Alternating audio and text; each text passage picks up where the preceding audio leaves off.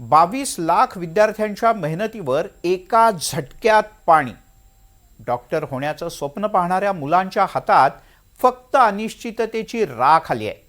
ही गोष्ट आहे 3 मे रोजी झालेल्या नीट परीक्षेतल्या विद्यार्थ्यांची।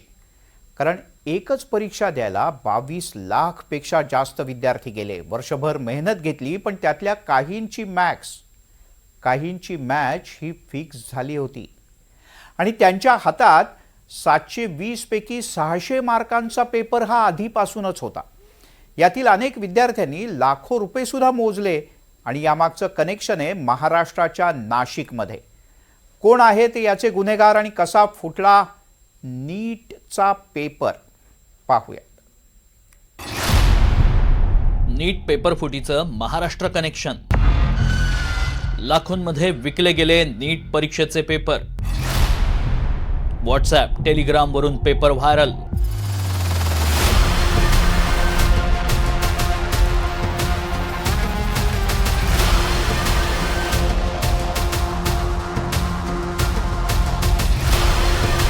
देशात पुन्हा एकदा नीटचा पेपर फुटला।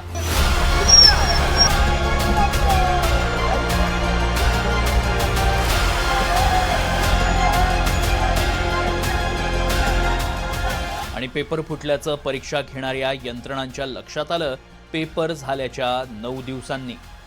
देशातल्या 22 लाख विद्यार्थ्यांच्या वैद्यकीय परीक्षेचं भविष्य ठरवणारी ही नीट परीक्षा रद्द करण्याची वेळ नॅशनल टेस्टिंग एजन्सीवर आली आहे। पेपर फुटीचा केंद्रबिंदू आहे महाराष्ट्रातलं नाशिक। नाशिकमधील ही लीक प्रश्नपत्रिका हरियाणात पोहोचली। इथं फुटलेल्या पेपरचे 10 सेट तयार करण्यात आले। त्यानंतर हरियाणातून बिहार, आंध्र प्रदेश, जम्मू आणि काश्मीरपर्यंत नीटची प्रश्नपत्रिका सहजपणे पोहोचल्याची धक्कादायक माहिती समोर आली आहे। चुरू येथील एका तरुणानं हा पेपर राजस्थानच्या सीकरमधील एका कोचिंग इन्स्टिट्यूटला पाठवला होता। केरळमधील एका MBBS विद्यार्थ्यानं हा पेपर चुरूच्या विद्यार्थ्याला पाठवला होता। या गेस्ट पेपरमध्ये रसायनशास्त्र, भौतिकशास्त्र आणि जीवशास्त्र या विषयांचे 410 प्रश्न होते। यापैकी 120 प्रश्न हे एकसारखे होते। इतकंच नव्हे तर उत्तरांचा क्रमही सारखाच होता। याचा अर्थ असा की 720 पैकी 600 गुणांचे प्रश्न गेस्ट पेपरमधले होते।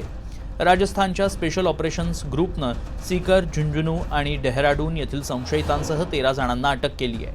नीट पेपर फुटी प्रकरणी डॉक्टर शुभम खैरनार या संशयित आरोपीला नाशिक गुन्हे शाखा युनिट 2च्या पथकाने ताब्यात घेतलंय।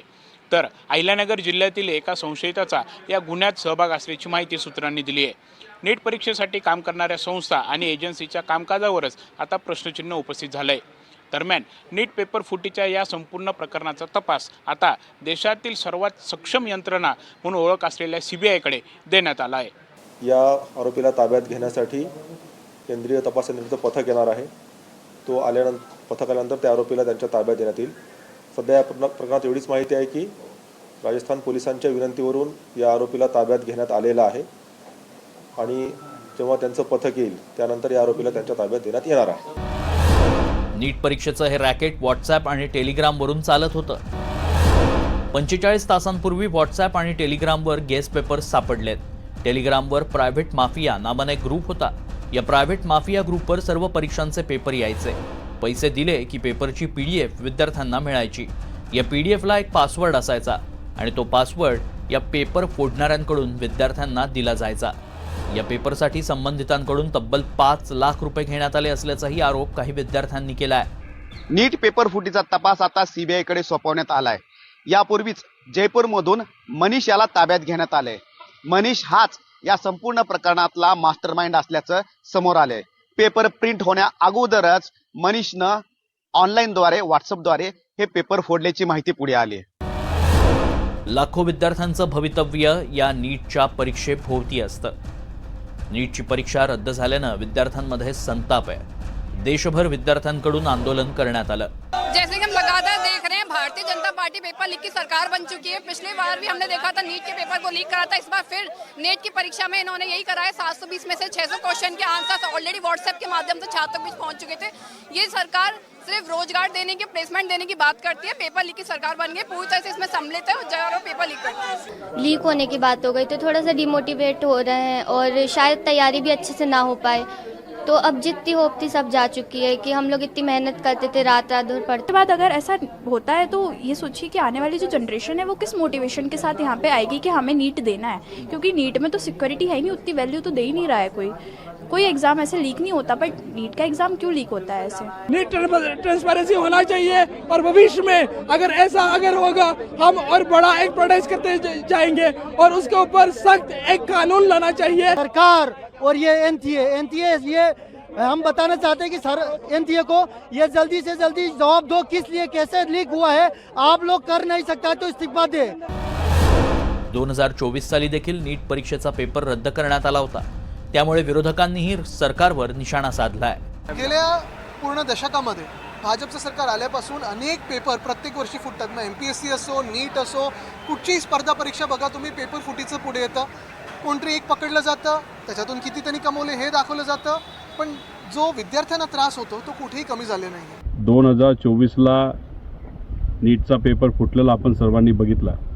काही दिवसांपूर्वी SRPF महाराष्ट्रामध्ये सुद्धा पेपर फुटलेला आपण सर्वांनी बघितला आणि आजच्या म्हणजे या वर्षाच्या नीट परीक्षेमध्ये सुद्धा 280-81 चे जे काही प्रश्न असतात त्यातले गेस्ट पेपरमधले 130 का 140 प्रश्न जसे तसे त्याच्यामध्ये येतात। मग याच्या मागे मलिदा कोण खाते? विरोधी पक्षनेते राहुल गांधींनी देखील यावरून भाजपवर निशाणा साधलाय। 22 लाखांहून अधिक विद्यार्थ्यांची मेहनत, त्याग आणि स्वप्न भ्रष्ट सत्ता काळामुळे चिरडली गेली। कुणाच्या वडिलांनी कर्ज काढलं, कुणाच्या आईनं दागिने विकले, लाखो मुलांनी रात्रभर जागून अभ्यास केला आणि बदल्यात काय मिळालं? पेपर लीक, सरकारी निष्काळजीपणा आणि शिक्षण व्यवस्थेतील संघटित भ्रष्टाचार। हे फक्त अपयश नाही तर तरुणांच्या भविष्याशी केलेला गंभीर अपराध आहे। प्रत्येक वेळी पेपर माफिया सुटून जातो आणि प्रामाणिक विद्यार्थ्यांनाच शिक्षा भोगावी लागते।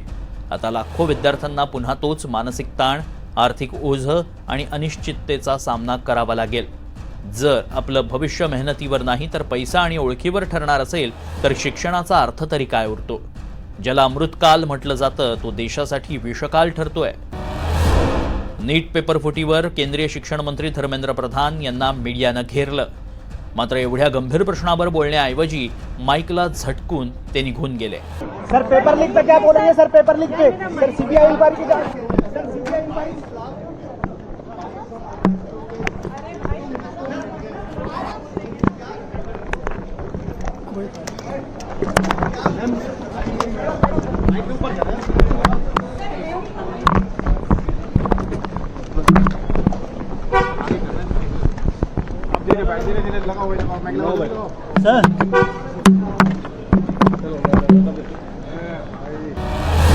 प्रशासनानं कारवाई सुरू केली आहे, पण याच्या मागचा मास्टरमाइंड कोण? यंत्रणेतच 22 लाख विद्यार्थ्यांचे गुन्हेगार असतील तर त्यांच्यावर कारवाई होणार का? की नेहमीप्रमाणे पेपर फुटीची चर्चा होणार आणि कालांतरानं विस्मरणात जाणार? Bureau report, NDTV Marathi.